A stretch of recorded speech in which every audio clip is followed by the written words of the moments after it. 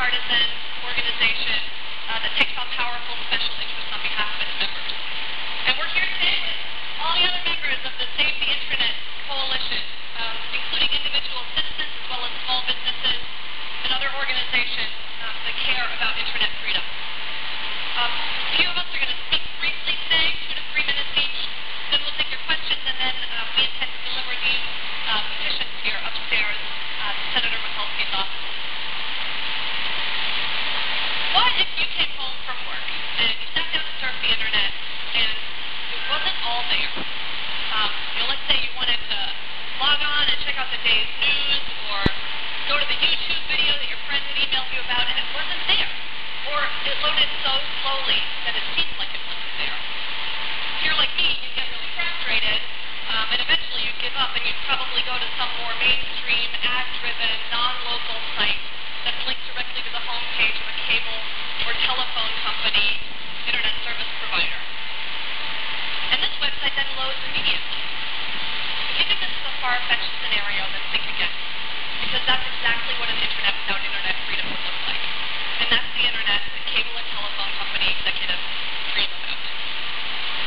And that's why the SaveTheInternet.com coalition is here today. We're here today to let Senator Milkulskis know that 10,532 Maryland citizens and small businesses want an internet that works for everyone, not just for the telephone and cable company executives that oppose internet freedom. The telephone and cable company backed bill, Senate Bill 2686, by Senator Stevens of Alaska, threatens internet freedom, and it's up for a vote on the Senate floor this September. Unless this bill is amended, it won't guarantee what they in Washington call net neutrality, but what we know as the internet's founding principle of internet freedom. Internet freedom is really simple. It means that no telephone company gatekeeper can decide where we web surf and what companies are winners and losers on the internet. And even though she could be the deciding vote in the Senate, we still don't know where Senator Milkulskis stands on the issue. The powerful telephone company lobbyists will tell you two things. Both of them are false.